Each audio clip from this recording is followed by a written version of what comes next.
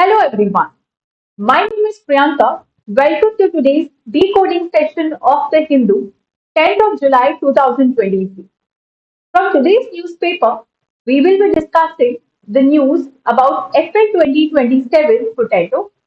It's a variant of potato, and the news is about the PepsiCo's appeal in the Delhi High Court, which the Delhi High Court has rejected.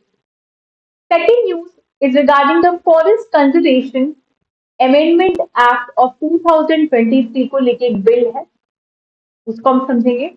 Then the Clean Ganga Mission. Fourth topic is the defamation against the Rahul Gandhi. And fourth, and the fifth one is the WTO resolution system. So let's start with the first news editorial, which talks about the PepsiCo's company news. The news says that the Delhi High Court rejects the PepsiCo's appeal over the potato patent.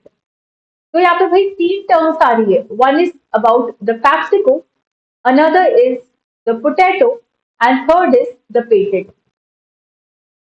Before understanding the news, PepsiCo is a company, we all are aware. और ये जो company अपनी chips जो है potato chips वो cell करती है market में इन फॉर्म ऑफ लेस. सबने खाया है लेस, मजा आता है, right?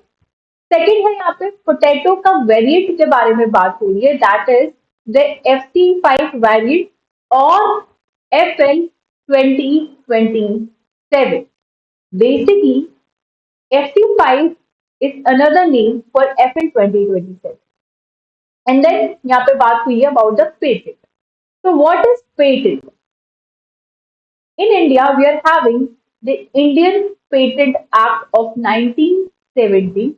Under this, if a person discovers anything, or if it discovers even the process, for example, medicine है उसको बनाने का process क्या है, कोई sum है mathematics का उसको solve करने का process क्या है. So if something is unique, something is different, right? Of the discovery of the process or a product, anything, then you will be provided a patent. That means no other person can copy it without your permission. तो ये है आपके पास patent. फिर जो दूसरी है term, that is about the potato variation, potato variety, जिसका नाम था आपके पास FL 2027 and FC. देखो, I'm repeating these terms again and again because, as I said, such terms are so crucial for your prelims of UPSC examinations, as they are like this news. This term was in the news. So what is this regarding, right? So let's compare or let's talk about what is this. We will compare this with the normal table potato which we use in our day-to-day life. That is while making vegetables or while making parathas or whatever, the potato which you bring in your house, right? So one is this potato, the potato which we use daily in our life, and this is the variation of a potato which PepsiCo is using to make the Lay's chips. Now, difference is, if I talk about this FL 2027, in this, the sugar content is very less as compared to this. And in this, the sugar content is high. Here we could see that the moisture is very less. And here you will see that the moisture is more. जब भी आपने tomato chop किया होगा kitchen में, you must have observed that a watery substance is coming out when you're chopping the potatoes in your kitchen. Correct? So these reasons that the sugar content is less and the moisture is less, that means they are dry, make them suitable for making the potato chips, which is sold in the market in form of the Lay's chips. As this less moisture helps to make them crunchy, and this less sugar make them to not get darkened in their color. That is the reason they are lighter in the color, right? So this was the time that in 1996, this FL 2027, the seed for this potato was developed by a breeder who was an employee under PepsiCo, or we could say he was related to the company of PepsiCo in any manner. And what PepsiCo used to do, or what PepsiCo was doing was, इन्होंने ये seed manufacture किया.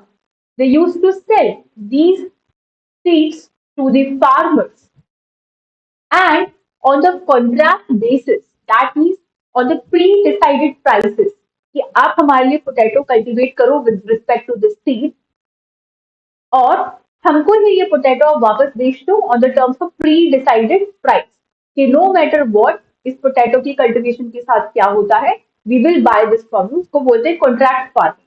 Contract farming के basis पे farmer से ये potato जो है company लिया करती थी, and then they used to make the Lay's, और फिर वो मार्केट में आता था। बट अभी क्या हुआ ना इस केस के अंदर, कि जो फार्मर्स है उनको कहीं ना कहीं से ये सीड जो है वो मिल गए, and they started the cultivation without the permission of the PepsiCo. तो पैप्सिको जाके कोर्ट में बोलता है कि भाई इनको जो है पैसा देना पड़ेगा, एक पेनल्टी अमाउंट जो है सबमिट करनी पड़ेगी, क्योंकि ये एक पेटेंट है, ये हमसे बिना पूछे इसका कल्टीवेशन नहीं कर सकते। तो this is all about the news, है ना। लेकिन इस पूरे केस में अल्टीमेटली जो जीत है वो फार्मर्स की होती है।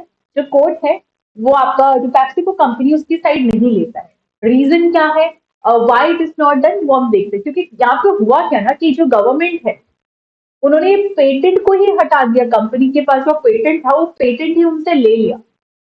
तो बाद का जो मुद्दा वो तो आता ही नहीं। अब ये पेटेंट रिवोकेशन हुआ क्यों, ये समझने की बात है। ये हम देखते हैं कि देखो 1 फैब 2016, यानी टाइमलाइन को समझिएगा। इट वाज 2000, क्योंकि ये पूरा खेल टाइमलाइन का है।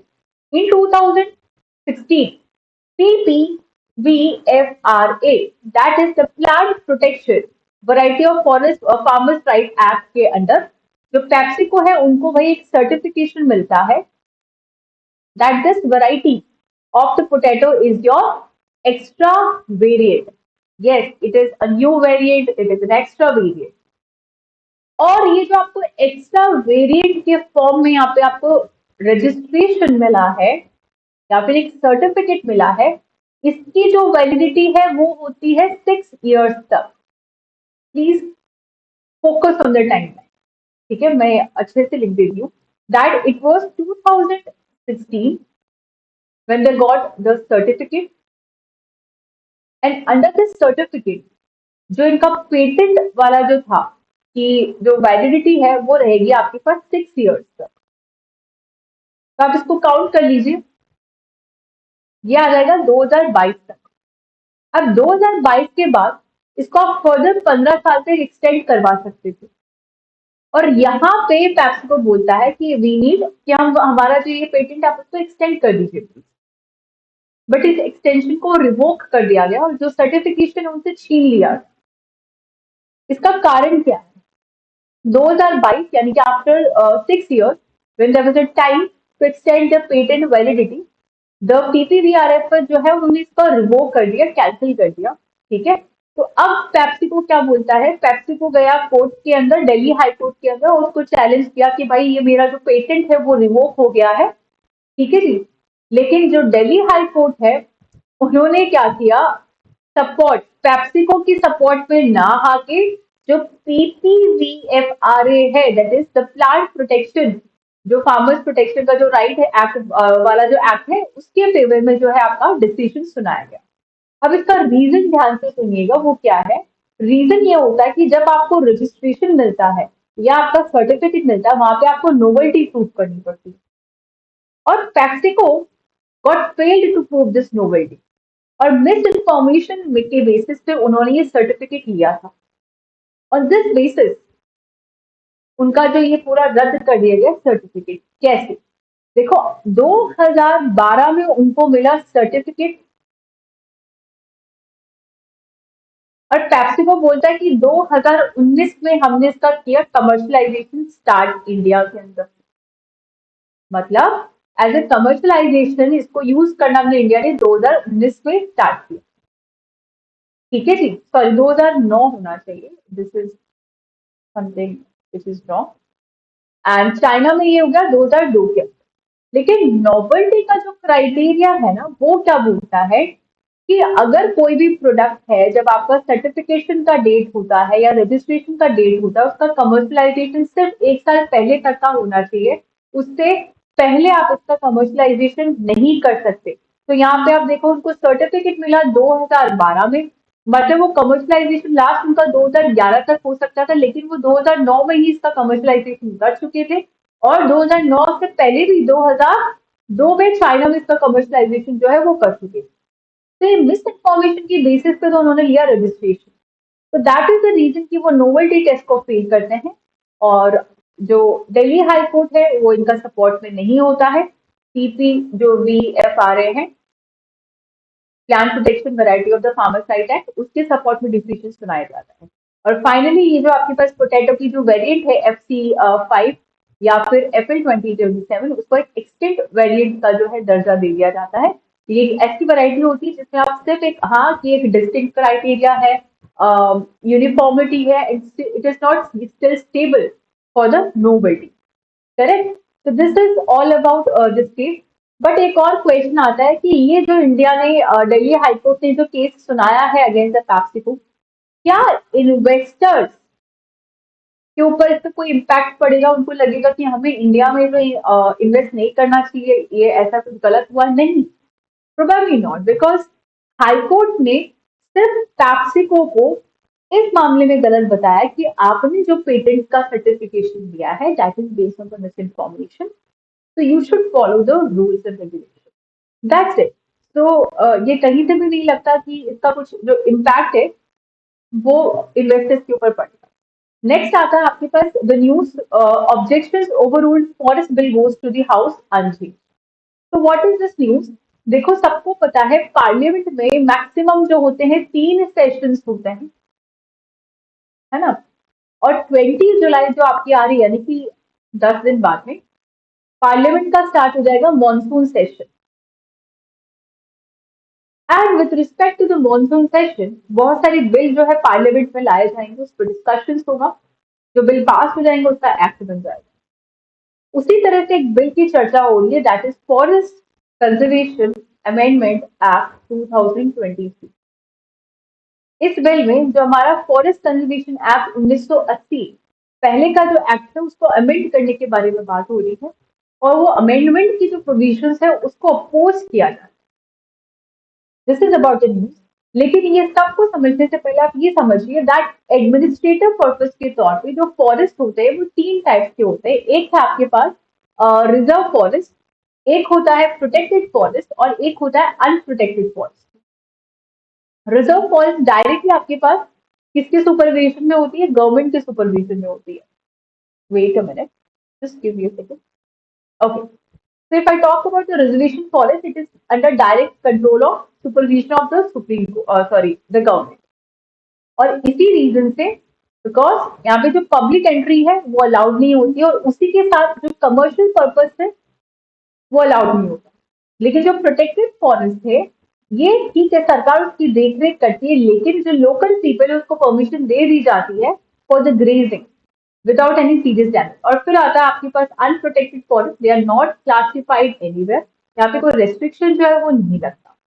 रिजर्व फॉरेस्ट का अगर परसेंटेज देखिए तो it is 53% of the total forest area, and the protected are 29% and unprotected are 18% of the total forest area. अब जब हम कह रहे हैं कि फॉरेस्ट कंजर्वेशन एक्ट 1980 जो है उसको अमेंड करने की बात कर रहा है, but what is this forest conservation act 1980? देखो, फॉरेस्ट को कंजर्व करने की बात हुई थी तो नाम से पता चला, बट इसमें आपके पास 5 इंपॉर्टेंट सेक्शन है। पहला इंपॉर्टेंट सेक्शन है कि reservation, D reservation of the forest by the state government. मतलब यहाँ पे देखो, हमने क्या बोला कि एक कैटेगरी यहाँ पे क्या है, रिजर्व फॉरेस्ट की है। ये वाला जो एरिया है ये है रिजर्व फॉरेस्ट, जो कि डायरेक्टली गवर्नमेंट के अंडर में आते हैं, जिसमें कोई पब्लिक एंट्री नहीं है, कमर्शियल पर्पज के लिए यूज नहीं होता। 53% एरिया है। ये रिजर्व फॉरेस्ट को कोई भी स्टेट गवर्नमेंट डी रिजर्व नहीं कर सकती without the permission of central government. This is the first section या important section of the forest conservation act of 1980। दूसरा, कोई भी फॉरेस्ट लैंड को जो स्टेट है वो नॉन फॉरेस्ट पर्पज के तौर पे यूज नहीं कर सकती, वरना पेनल्टी लगेगी।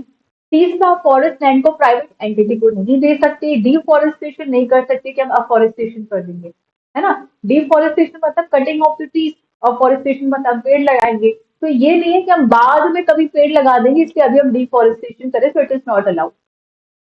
एंड एक एडवाइजरी कमिटी जो है उसका फॉर्मेशन है।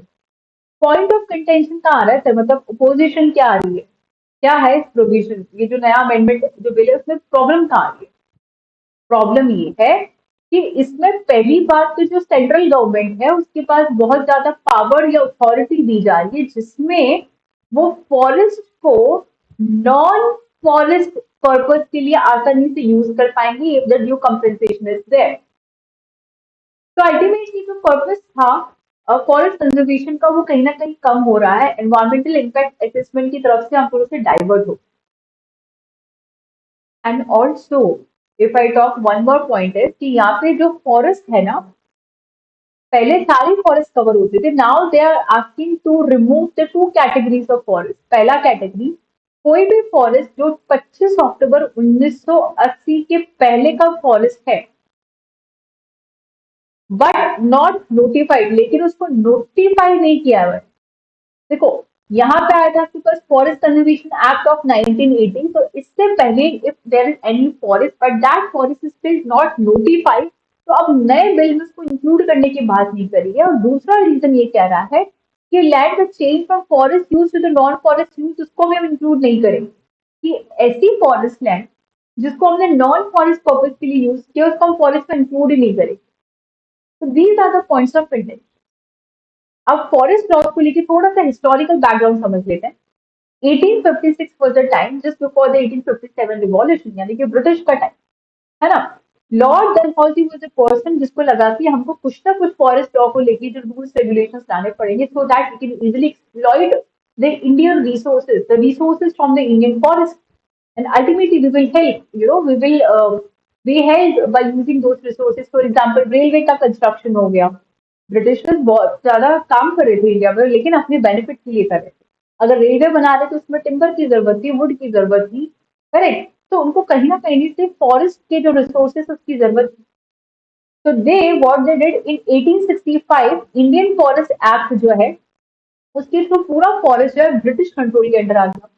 Forest act of 1878 it got monopoly for the state. Indian forest act आया जिसमें कुछ खास डेफिनेशन नहीं बोली what is forest, but they divided in three part as reserve forest, protected forest and the village forest. Most importantly, 1976, the most famous, that is the 42nd Constitutional Amendment Act, which is also known as the mini constitution. Why? Because it changed multiple provisions of our constitution. So it was felt like we are just making a new constitution only. So this is the reason it was, it was told that it is like a mini constitution. So under this, जो forest है उसको concurrent list में add कर दिया गया। देखो, seventh जो schedule है आपके पास कॉन्स्टिट्यूशन का, if I talk about the seventh schedule of the Constitution, you are having three lists. One is the Union list, second is the state list, right? And third is your concurrent list. तो union मतलब union का power, state मतलब state का power, इसमें दोनों का case होता है। Detail study you can watch the politics section वाले जो लेक्चर्स आएंगे उसमें। फिर है आपके पास नेशनल फॉरेस्ट पॉलिसी 1988 और फॉरेस्ट राइट एक्ट 2006। अब हम नेक्स्ट एडिटोरियल पे आते हैं, आर्टिकल पे आते हैं, that is the cleaning Ganga project. देखो, गंगा रिवर सबको पता होगा, इंडिया के अंदर if I talk about the river system, major river system अगर हिमालय के हम पढ़ते हैं तो Indus river system, Ganga river system और Brahmaputra river system. And Ganga, उसकी जो सबसे फेमस या लॉन्गेस्ट लार्जेस्ट ट्रिब्यूटरी है that is Yamuna. And because of these rivers, खैर ये एक बहुत ही डिफरेंट टॉपिक है, that the flood like situations are occurring in the North India, they have walked in the rain pattern and the river patterns, so we'll make a separate lecture on that। but मेरा point अभी गंगा की pollution से related है, that Ganga river की pollution को कम करने के लिए बहुत ही टाइम से एक प्रोग्राम चल रहा है which is known as Namami Gange programme. It started 2014 के अंदर and since then it is like a flagship important program. It is centrally funded by 20,000 crore by the central government, and इसका aim क्या है to control the pollution under the Ministry of Jal Shakti। And if I talk about the important pillars, here work has been done on the sewage treatment infrastructure, the riverfront development, river surface cleaning, biodiversity, afforestation, public awareness, industrial monitoring, and Ganga. But forget about all these news जो आज की आई है कि भाई गंगा के pollution को clean करने के लिए जो टर्टल्स है उनका बहुत ही इम्पोर्टेंट रोल है। टर्टल्स आर मरीन लाइफ जो पानी में रहते हैं। Why? Because they feed on the meat and the waste product जो कि आप रिवर में फेंक रहे होते हैं। एंड एज ए रिजल्ट जो बीओडी है ना, उसमें इंप्रूवमेंट दिखा। बीओडी मतलब बायोलॉजिकल ऑक्सीजन डिमांड। जितना कम आपका पोल्यूशन होगा उतना ही कम आपकी बीओडी होगी। देखो कोई भी एक वाटर बॉडी है, अगर उसमें न्यूट्रिएंट्स ज्यादा मिलते हैं तो वहां पे एल्गल ब्लूम की कंडीशन आ जाती है and as a result algal bloom हो जाता है। और वहीं के साथ आप जो है उसको कनेक्ट कर सकते हो सीधा बीओडी। ठीक है, this is basic answer from the environment GS paper 3 UPSC. Alright, now coming to the next article, that is Rahul Gandhi के ऊपर जो डेफेमेशन का जो केस लगा है वो ऐसा हो गया कि उन्होंने बहुत ही बड़ा एक सीरियस क्राइम कर दिया। जो मैक्सिमम पनिशमेंट होती है डेफेमेशन की वो 2 साल की होती है और इनको सीधा ही 2 साल की पनिशमेंट मिल रही है। और उसको सीधा लिंक करो आपकी पार्लियामेंट का जो रिप्रेजेंटेशन ऑफ पीपल एक्ट होता है, उसमें यह है कि किसी को अगर 2 साल या 2 साल से ज्यादा की अगर जेल होती है या कुछ होता है तो वो सीधा disqualify as a member of parliament. तो कहीं ना कहीं इट्स लाइक अ साजिश कंसिडर की जाती है फ्रॉम द मेजोरिटेरियन गवर्नमेंट कि वो एक दिन की भी कम पनिशमेंट दे सकते थे या फिर 1.5 साल की दे सकते थे, तो उनको सीधा मैक्सिमम पनिशमेंट नहीं देना था कि is leading towards the edge a disqualification of the member of parliament. तो what is this defamation? Defamation का मतलब होता है when someone makes or publishes any accusations about them with the intent of damaging their image toward, time या कोई भी visible representation. और ऐसा ही देखा गया कि राहुल गांधी जी ने अपने एक स्पीच में बोल दिया कि ये सारे जो चोर होते हैं उनके सरनेम मोदी क्यों होते हैं? नीरव मोदी, नरेंद्र मोदी, राइट? तो बड़े बड़े जो करप्ट जो है उनको पॉइंट आउट करते हुए he wanted to say that सबके सरनेम मोदी क्यों होते हैं। तो इस सेंटेंस में उन्होंने उनके ऊपर डिफेमेशन का जो केस है बोला गया।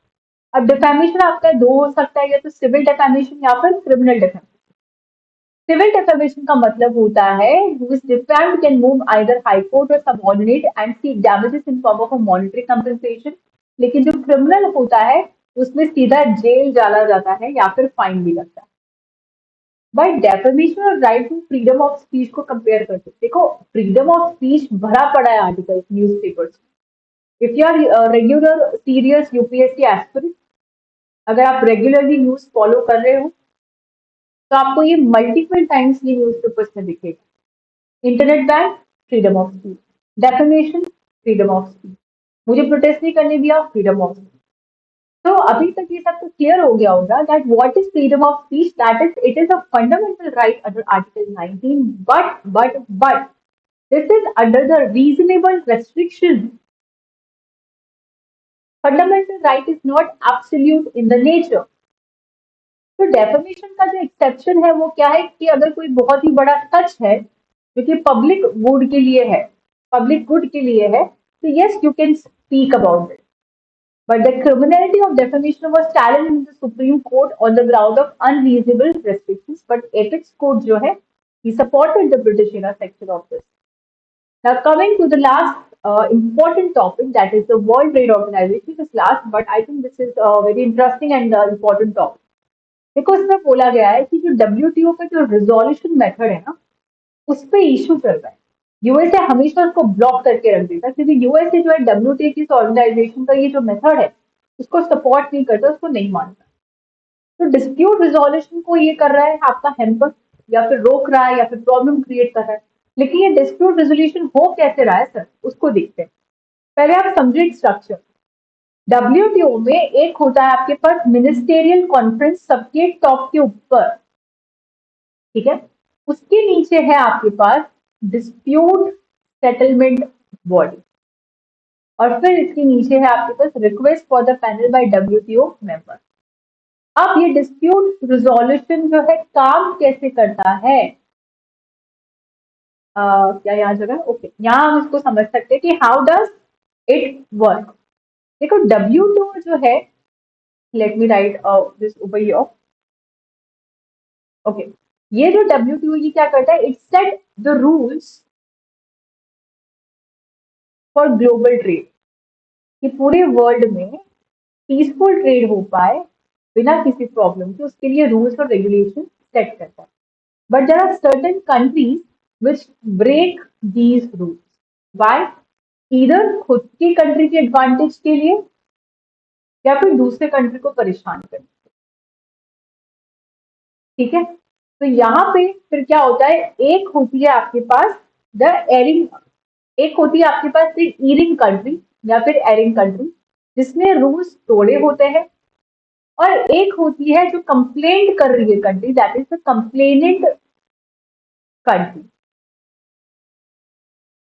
अब इनके बीच में अगर कोई डिस्प्यूट हो रहा है कि भाई ये कंट्री बोल रही कि इन्होंने ट्रेड के रूल्स जो है तोड़े, तो क्या हो सकता है? स्टेप नंबर वन, कि आपके पास ये जो कंप्लेनेंट कंट्री है वो करती है रिक्वेस्ट कंसल्टेशन के लिए डिस्प्यूट रिजोल्यूशन या डिस्प्यूट सेटलमेंट जो बॉडी है वहां पे। और यहाँ पे एक इनिशिएशन हो जाता है डिस्प्यूट सेटलमेंट प्रोसेस का। सबसे पहला काम क्या कहते हैं कि ये दोनों एरिंग कंट्री और आपके पास जो कंप्लेनेंट कंट्री है उनको फर्स्ट स्टेज में मौका दिया जाता है बायलेटरल नेगोशिएशन करके, कि आप आपस में ही समझौता कर लीजिए। अगर आप कुछ म्यूचुअल टॉक कम्युनिकेशन से इसको ठीक कर सकते हो, फॉर्मल कंसल्टेशन से, it is better for us. फिर भी अगर नहीं होता है तो यहाँ पे हम देखेंगे, I hope the cursor is on the right point. अब फिर भी अगर नहीं होता है तो स्टेप टू क्या होता है कि जो आपके पास कंप्लेनेंट कंट्री है वो रिक्वेस्ट करती है एडजुडिकेशन के लिए टू द मेंबर ऑफ और the panel, this one, to the panel of the WTO. और यहाँ पे ये जो पैनल है, यहाँ पे जो डिसीजन सुनाया जाता है उसको आप फर्दर अपील भी कर सकते हो। बहुत ही मजे की बात ये है कि जो डब्ल्यूटीओ है ये एनफोर्स, बाइंडिंगली एनफोर्स नहीं कर सकता। ठीक है, इसने बोल दिया कि एनिंग कंट्री को आप जो है कंप्लाई करो भाई डब्ल्यूटीओ के रूल से, आपकी गलती है। लेकिन जो एनिंग कंट्री है, मान लो यूएसए, जो मोस्ट ऑफ द टाइम होती है, उसको नहीं भरोसा डब्ल्यूटीओ को इसमें, तो यूएस बोलता है कि भाई हम तो कंप्लाई नहीं कर रहे, हम नहीं मान रहे ये जो आपने डिसीजन सुना है, we are not agree with this, we are not happy with this. Now what, क्या मतलब इस पूरे प्रोसीजर का? तब क्या होता है, आपकी ये जो कंप्लेनेंट कंट्री है उसके पास परमिशन मिल सकती है, या फिर ये बोल सकता है कि अब आप काउंटर रिटेलिएटरी मेजर्स ले लो भाई, नाउ यू आर फ्री। अब आपका कोई फॉल्ट नहीं होगा, आप इस कंट्री के लिए यानी एरिंग कंट्री के खिलाफ जो काउंटर रिटेलिएटरी मेजर्स आप उसको ले सकते हैं। तो दिस इज हाउ पूरा एक जो डिस्प्यूट रेजोल्यूशन सिस्टम है डब्ल्यूटीओ का वो वर्क करता है। बट यहाँ पे जो इशू है वो कहाँ पे आ रहा है, आपके पास यूएस जो है ये जजेस के अपॉइंटमेंट को ही रोक रहा है। मतलब ये जो पैनल है ना जो डिसीजन ले रहा था, जहाँ पे जजेस बैठे थे, उनके अपॉइंटमेंट को ही रोक रहा है। कैसे? इनका जो ड्यूरेशन होता है वो 4 साल समथिंग का होता है। यहाँ पे देखेंगे अब डेटा, गलत डेटा कभी भी नहीं रखेंगे। ठीक है, यूपीएससी में data is very important and you will not remember the wrong data. So I think I need to check the data और आप उसको बाद में देख लेंगे। लेकिन पॉइंट को समझे, stopping the judges of appointment, that US had stopped the process of reappointing the judges after their terms expired in 2017। 2019 में जो नंबर ऑफ जजेस है वो 3 से भी कम हो गए, क्योंकि आपका एक फॉरम होता है, मिनिमम जो जजेस की रिक्वायरमेंट होती है। इट बिलीव की जो डब्ल्यूटीओ, यूएस को लगता है कि जो डब्ल्यूटीओ बायस्ड है, अनफेयर है, at least 3 people are required to preside over an appeal. Very less efficient at the rulings over 600 cases. देखो इसका डेटा मुझे एग्जैक्टली याद नहीं आ रहा, but I can tell you the concept. इसमें क्या होता है कि जो जजेस का अपॉइंटमेंट है उसमें 3 या 4 साल तक वो जो जजेस है वो होते हैं, है ना, उसका एक टेन्योर एक बार आप चेक कर लेना। जब वो जजेस का रिटायरमेंट होता है उसके बाद एक नया अपॉइंटमेंट करना होता है। तो अब क्या सिचुएशन आ गई है कि सारे जजेस का जो है रिटायरमेंट होता जा रहा है, लेकिन जो अपॉइंटमेंट है वो नहीं हो पा रहा, क्योंकि यूएस उसको ब्लॉक कर रहा है with the help of its veto power. And as a result अब आपके पास 3 से भी कम जज जो है बचे हैं, which is like the minimum requirement of जजेस to fulfil the four. So this is how US is creating problem in. Correct? I hope Today's editorial section or the today's decoding of the Hindu is absolutely clear to everyone. Now, I want all of you to write an essay instead of the question today, and you can just jot one paper on women's safety, right? Whatever you feel. This is how you will be starting the brainstorming. Once you learn the brainstorming for 7 to 10 days, then you will be at a better situation to write the answer for the mains for the UPSC. Because I have checked the answers, I think content is missing in the answers of the students yet. So I feel आप 7-10 दिनों तक थोड़ा सा brainstorming पे काम करो, then we'll be moving towards the answer writing session. Okay. Thank you so much. Please subscribe, like, and share my channel.